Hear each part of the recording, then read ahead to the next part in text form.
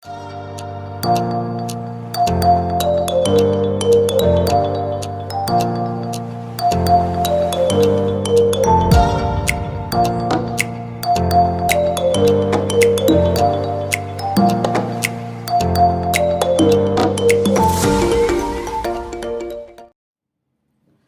nuevamente con ustedes, esta es la segunda parte de las cosmovisiones problemáticas. En este caso, vamos a seguir con el agnosticismo, ¿sí? Vamos a comenzar por definir qué es agnóstico, o sea, es una palabra que deriva de gnosis, del griego, que significa gnosis, conocimiento. Allí Hartley le da o le agrega, le incorpora la A, que significa negación, para formar la palabra agnosticismo, con la intención de demostrar que él no conocía a Dios, ¿no? Entonces allí tenemos la primera y gran premisa del agnóstico, que es: no podemos saber si Dios existe o no. Bien, hay como dos corrientes o como dos tendencias, una mucho más benigna que la otra mucho más fuerte dogmáticamente. La primera es esta, que daría la posibilidad de decir: no podemos saber si Dios existe, ¿sí? Y esta dejaría como una puerta abierta a compararse con todas aquellas personas que en algún momento se les acercó el conocimiento de Dios, o nos plantearon que no conocen de Dios, ¿sí? O que tienen dudas sobre la existencia de Dios. Mejor sería eso, que tienen como una duda o no una certeza, no una confirmación de la existencia de Dios. Bueno, esta sería una de las ramas, dijimos, una de las áreas más benignas. Pero está la otra parte del agnosticismo, aquella cosmovisión mucho más dogmática, que está basada en la premisa, ya aquí es mucho más firme: es imposible conocer si existe Dios. O sea, ya es imposible conocer la existencia de Dios. ¿Qué es lo que vemos aquí? Que el agnosticismo más dogmático, en esta premisa, lo que está poniendo en juicio es: ya hemos hecho todo el estudio, y aquí se parece aquí se acerca al ateísmo, y no hemos encontrado nada, no hay conocimiento, y no tenemos ninguna referencia en cuanto a la existencia de Dios, ¿sí? Lo que vemos también es que tampoco en este conocimiento o acercarse para demostrar su postura, nunca se plantean la otra posición, que sería: vamos a suponer que Dios existe. No, la premisa para ellos es desde el principio: es imposible. Ya ahí tenemos esta cosmovisión muy dogmática, de que dice que es imposible que sea la existencia de Dios. Aquí vemos también que se acerca al ateísmo por la negación. Entonces estamos encontrando vicios similares tanto en el ateísmo como en el agnosticismo. Es importante que nosotros podamos ver que esta cosmovisión lleva a que todos sus seguidores, todos aquellos que la siguen a esta corriente, trabajan específicamente en esta referencia al es imposible. No hay ninguna referencia, no hay ninguna demostración de que Dios existe, ¿sí? Entonces allí nos podemos decir que no, por más que se intente abrir una puerta o acercar el conocimiento, de plano está rechazado. Habría que que volver a la misma suposiciones que tuvimos en el ateísmo, de que se obtuvieron resultados completamente negativos sobre la existencia de Dios porque se fue por todos los métodos, por todos los caminos, por todo el estudio científico, lógico, y se llegó a esta negación. Pero sabemos, nuevamente aquí tenemos que la mente del hombre, el conocimiento de Dios del hombre es acotado, es finito, entonces no podemos afirmar que esta negación sea verdadera. Otra de las cosas importantes es que al acercarnos a estas negaciones y a esta forma de que tiene el agnóstico de manejar el conocimiento o la no existencia de Dios, se convierte casi en un escéptico.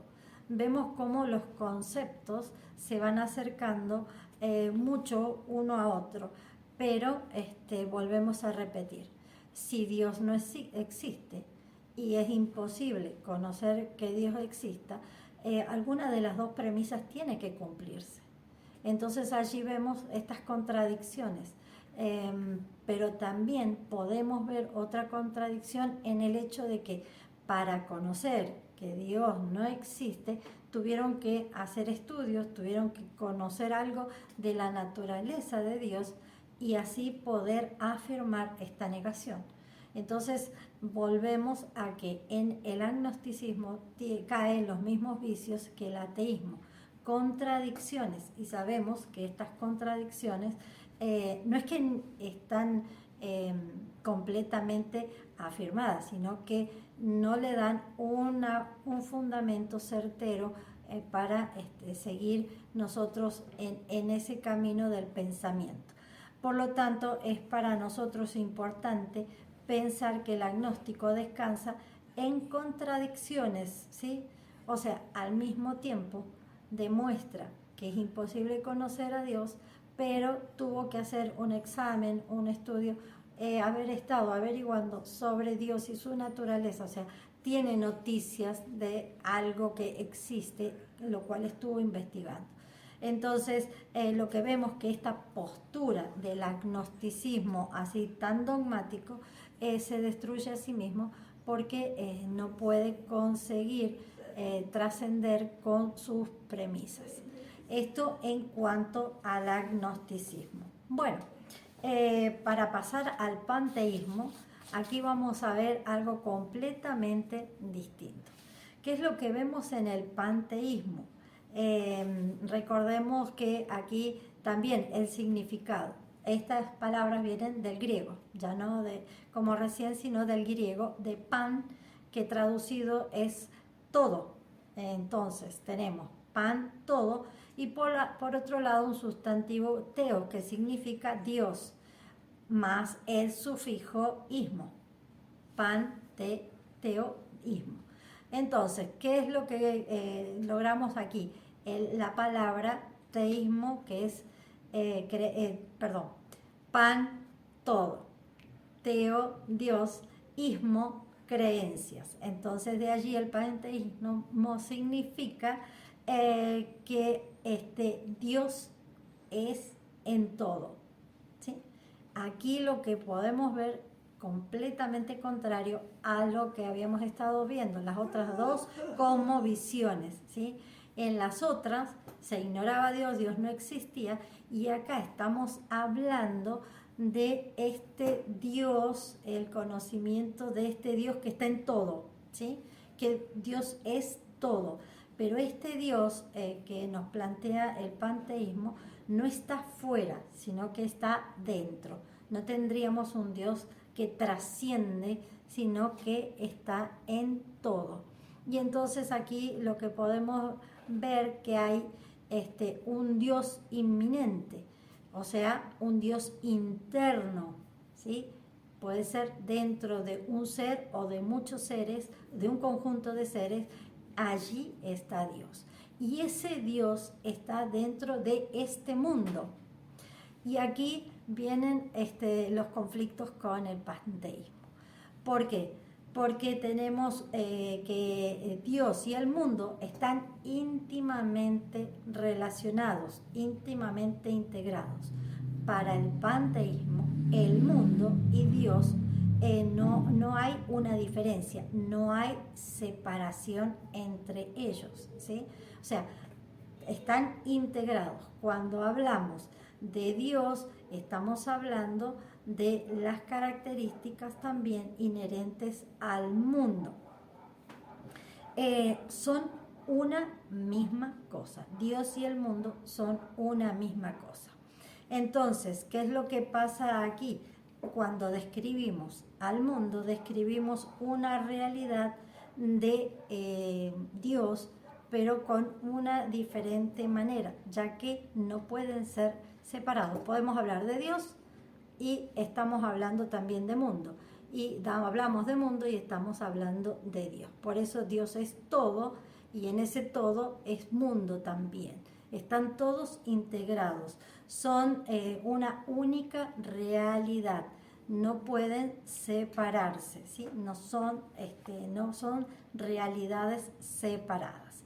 Hay una frase que los caracteriza mucho y dice que todo es Dios y que Dios es todo. Esa sería la definición del panteísmo, donde encontramos a Dios inserto en el mundo. Para el panteísmo parecería ser que es una teoría que está relacionada con el cosmos, pero casi siempre pretende ser una cosmovisión que enfoca al hombre y al ser humano, ¿sí?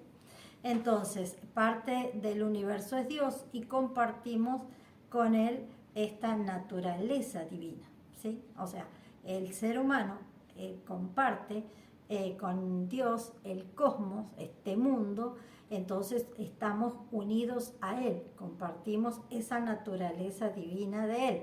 Por lo tanto, llegaríamos a la conclusión que usted, un ser humano, es Dios. ¿Por qué? Porque no puede separarse del cosmos, del mundo, y compartimos esa inmanente ahí, eso intrínseco que es parte de esa naturaleza divina que es de Dios, ¿sí? Y entonces allí encontramos que nos ofrece mucho el panteísmo porque ya no tiene que salir a buscar y a solucionar todos sus conflictos al exterior, sino que encuentra respuestas interiormente. Todo lo que necesita lo busca adentro de su ser, porque es Dios y es parte de él. Por lo tanto, somos nuestra propia fuente de verdad. Podemos decidir por nosotros mismos qué es bueno y qué es malo. Recuerden que hemos visto que toda la naturaleza, todos los planteamientos morales, el teísta, las estaban concentradas en Dios. Dios proporcionaba todos estos códigos morales, todas estas conductas a seguir morales sobre el bien y sobre el mal. En cambio aquí lo que estamos viendo es que una persona en su interior puede manejar estas conductas morales y tiene el poder de decidir sobre lo que está bien y sobre lo que está mal.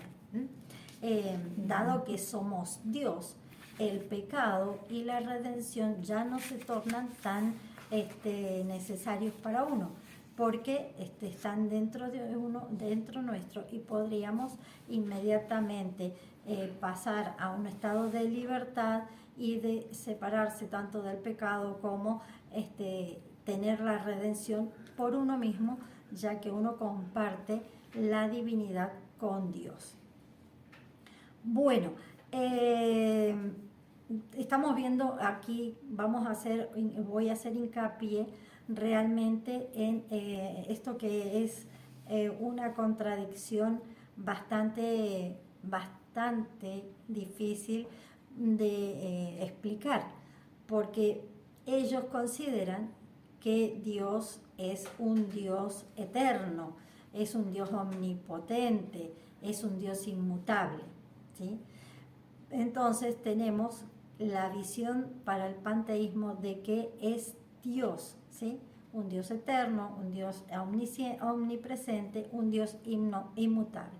Entonces tendríamos este Dios que trasciende, ¿sí? Que es eterno, que trasciende el tiempo, que trasciende el espacio, ¿sí?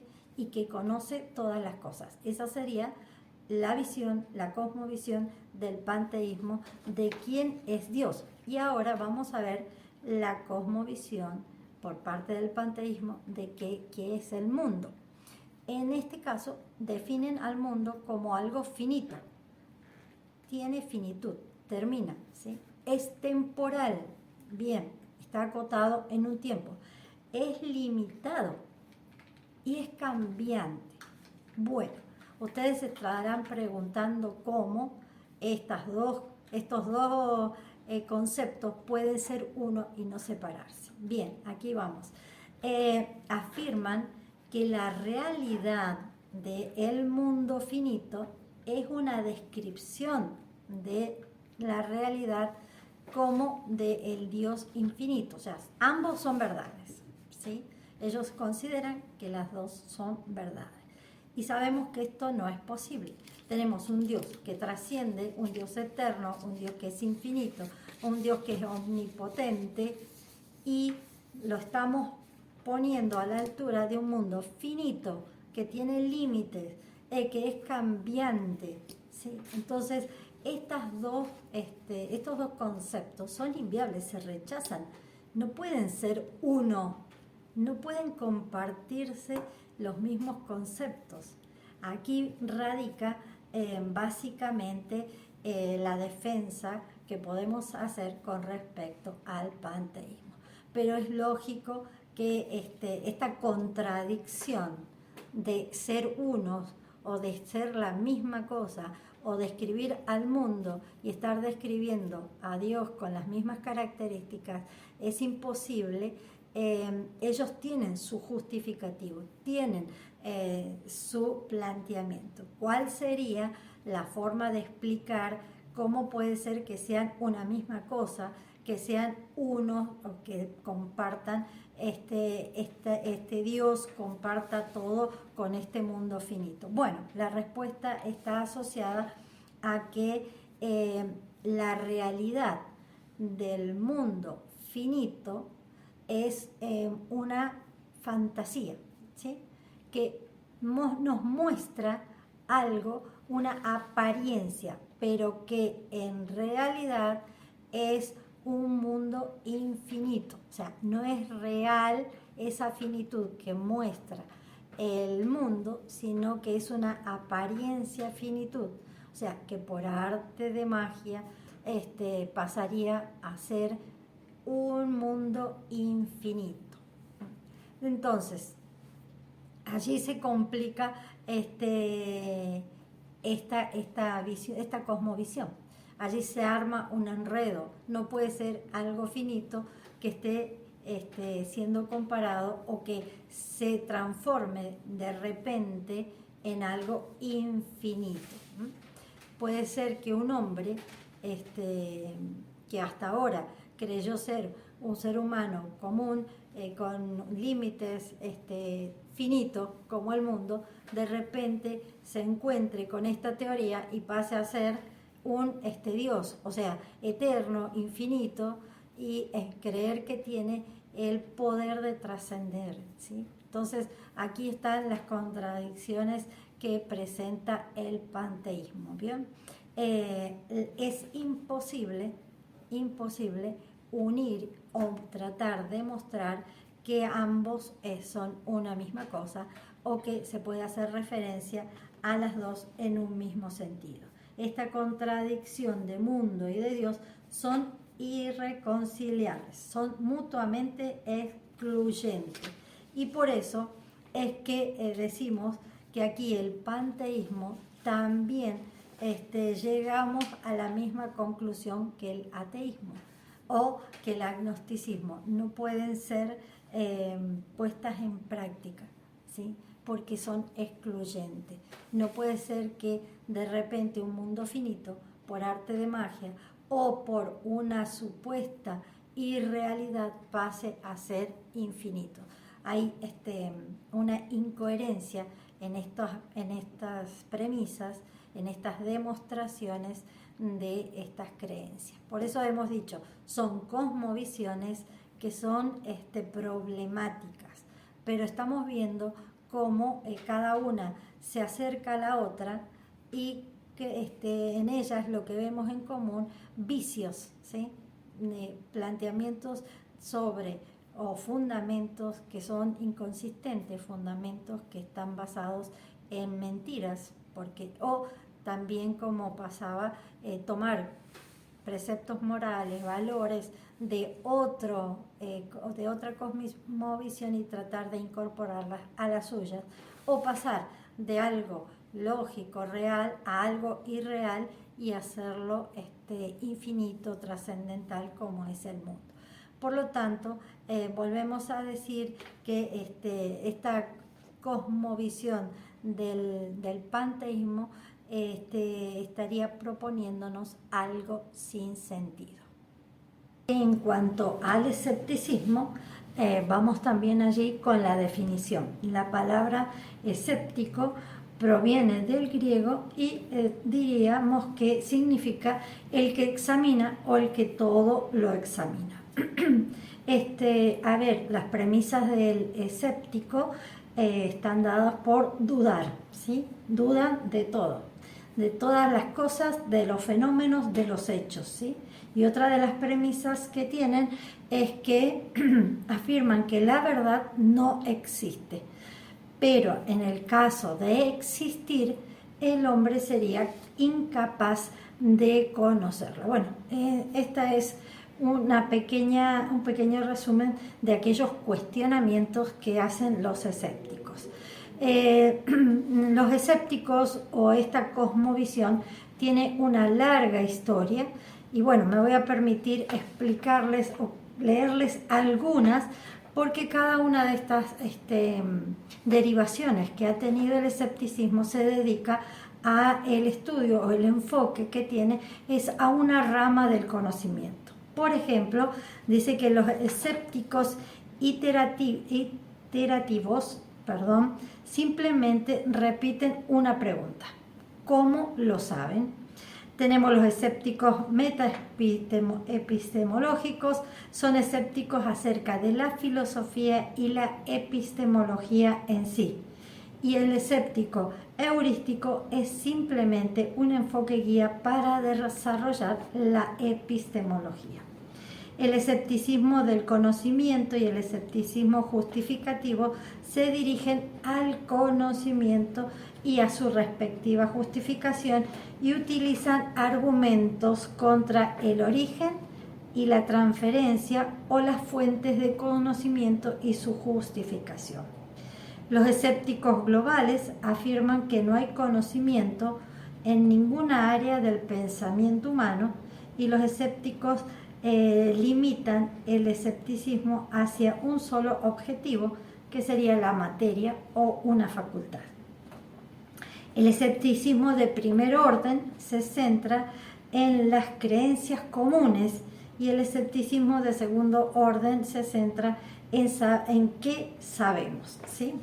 Bueno, al responder a estas áreas del escepticismo vemos grandes debates y vemos que grandes enfoques no son los únicos, hay más derivaciones del escepticismo, pero bueno, quería hacer un pequeño resumen en cuanto a qué enfocan algunos, a partes del conocimiento, otros a lugares que tienen que ver ya con la materia, a otros que tienen que ver a los criterios comunes, a las creencias comunes, y bueno, allí también se aplican las creencias religiosas, ¿sí? Pero básicamente el escepticismo centra sus premisas en que el hombre no alcanzaría el conocimiento total, no está en capacidad de alcanzar el conocimiento total. Para desarrollar sus metodologías o para desarrollar sus criterios, presentan algunas preguntas que tienen que ver, y ahora las vamos a ver, básicamente en qué es lo que sabemos, ¿sí? esa sería la gran pregunta. ¿Qué sabemos? Cuando uno comienza a investigar sobre esto, está enfocada a los conocimientos que poseemos y sobre el alcance que tienen nuestros conocimientos. Entonces sería, ¿qué conozco y hasta dónde alcanza ese conocimiento? Como un primer bloque. El segundo bloque sería cómo decidimos, ¿sí? En el caso de tener un conocimiento, cómo decidimos qué hacemos con ese conocimiento o la falta de ese conocimiento. O sea, cuáles son los criterios que tenemos sobre ese conocimiento. Entonces, esta pregunta sobre los criterios se puede desarrollar de la siguiente manera. Por ejemplo, una persona quiere saber, quiere clasificar sus conocimientos. A ver si son verdaderos y están justificados o si son falsos y están injustificados. Entonces, a este tipo de conocimiento le aplica las preguntas de recién. ¿Qué sé que sea verdadero? ¿Sí? Y qué sé que no sea verdadero. Después que tengo esas respuestas, allí tengo que aplicar un criterio para su clasificación, ¿sí? Entonces, es allí donde el escéptico propone que esta actividad de clasificarla y de manejar estos conceptos tienen que primero ser una respuesta. Y ahí hay un gran debate. ¿Qué va primero? ¿Qué sé o el criterio para clasificar mis conocimientos? Bueno, este es el gran debate que ellos tienen sobre el problema del criterio. Y a partir de allí también nos dan a nosotros una base para saber cómo llevan a cabo sus cuestionamientos en cuanto a todo el conocimiento. Pero básicamente el escéptico afirma que no existe una solución cognitiva para este problema de los criterios y del conocimiento. Por lo tanto, no hay conocimiento. La verdad que el escepticismo tiene una gran variedad, una gran rama y bueno, no están enfocadas aquí todas, simplemente hice una presentación de alguno de ellos. Bueno, y con esta última presentación estamos finalizando por lo menos esta etapa que me corresponde a mí de las cosmovisiones problemáticas y todas las secciones o partes que hemos tenido. Animarte a que continúes, que hagas todas las consultas necesarias, la página está disponible, entrar, completar las tareas y bueno, como te decía, sería bueno que todas las dudas puedan ser consultadas y animarte a que sigas participando. Como también en las demás presentaciones se ha dicho, es muy importante para nuestra familia esta capacitación, este aprendizaje, presentar una buena defensa, tener los argumentos y justificaciones necesarias cuando se presenta alguna de estos planteamientos en nuestra vida para defender el Evangelio como lo pide la palabra de Dios. Yo desde ya me estoy despidiendo, bendiciéndoles y bueno, vuelvo a repetir. Aunque hayan problemas, aunque surjan dificultades, allí está el chat, hay que consultar, pregunten, no se queden sin terminar sus lecciones, así que los animo a seguir adelante y a escuchar a todos los restantes docentes o pastores que están compartiendo con nosotros esta capacitación. Bueno, Dios les bendiga, nos volvemos a ver en otra oportunidad. Bueno, y les pido que me acompañen a hacer una oración. Padre amado, te bendecimos por este tiempo, te damos muchísimas gracias y aún pedimos tu asistencia con sabiduría, con entendimiento, bendito Dios, para todas aquellas partes, temas que nos puedan resultar difícil, que sea tu Espíritu Santo iluminando nuestro entendimiento para poder seguir capacitándonos, creciendo y madurando en la fe. Te damos toda la gloria, toda la honra, Señor, en el precioso y sagrado nombre de Cristo. Amén y amén. Bendiciones familia. Chao, chao.